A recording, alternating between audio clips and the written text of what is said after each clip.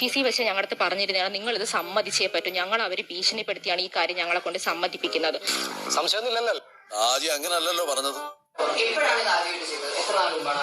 എന്താ ഉറക്കം വരുന്നു.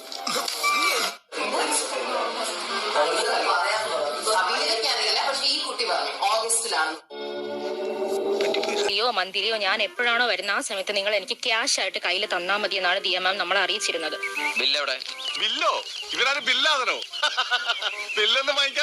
പിന്നെ കുറെ നാൾ കഴിഞ്ഞപ്പോ നമ്മൾ എങ്ങനെയെന്ന് എന്ത് പറഞ്ഞാലും ഇങ്ങനെ അടിച്ചമർത്തുന്ന സംസാരം, ജാതീയമായിട്ട് അധിക്ഷേപിക്കുന്നത്.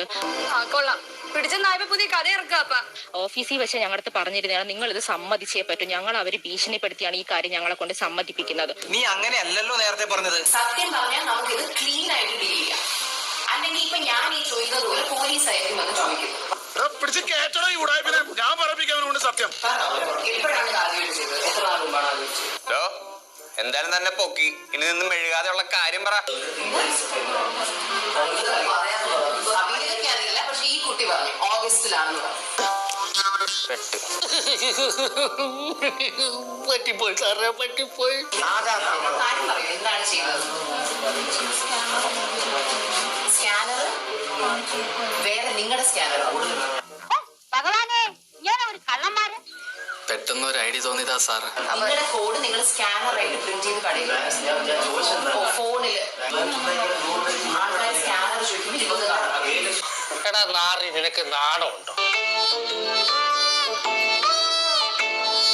ഓഗസ്റ്റിലാണ് ആദ്യമായിട്ട് ചെയ്തത്. അപ്പൊ അത് കറക്റ്റ് ആയിട്ട് വർക്ക്ഔട്ട് ആയപ്പോൾ നിങ്ങൾ വിചാരിച്ചാണ് എന്തായാലും ഇത്രയും ഇൻകം വരുമല്ലേ, കുറെ നമുക്ക് കൂടി എടുക്കാന്ന് വിചാരിച്ചാണ് അല്ലേ? വിച്ച് മീൻസ് ചില്ലറ കഴപ്പൊന്നുമില്ല അവന്മാർക്ക് അല്ലേ? അല്ല. അപ്പൊ നിങ്ങൾ എന്ത് വിചാരിച്ചു? നിങ്ങളുടെ ഒരു കുറ്റബോധം തോന്നി, കുറ്റബോധം തോന്നി, എന്നിട്ടാണോ ചെയ്തുകൊണ്ടിരുന്നത്?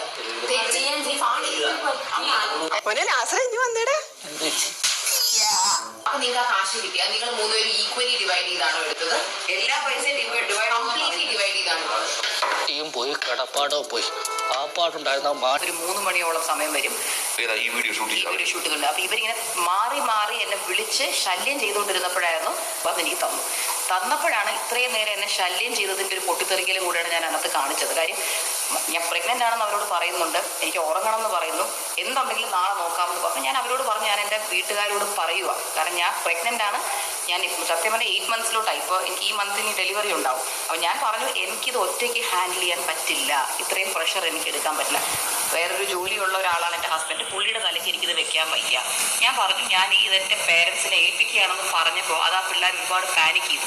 കാര്യം അന്ന് രാത്രി വേണമെങ്കിലും മീഡിയയിലെ ആൾക്കാരെ എനിക്ക് പരിചയമുണ്ട്, എനിക്ക് വേണമെങ്കിൽ ഒരു മെസ്സേജ് അയക്കാം എന്നുള്ളതേ ഉള്ളൂ, ഇതാ ഇങ്ങനെ പറ്റി എന്ന് പറഞ്ഞു. പക്ഷെ എന്നിട്ട് ഞാൻ ചെയ്തിട്ടില്ല. ഞാൻ അടുത്ത ദിവസം രാവിലെ ആവട്ടെ ഒന്ന് മനസ്സൊന്ന് ക്ലിയർ ആയിട്ട് നമുക്ക് ചിന്തിക്കാം എന്ന് വെച്ചിട്ടാണ് ഞാൻ ഇരുന്നത്. അപ്പോഴേ അവർ കോൺടാക്ട് ചെയ്ത് ഞാൻ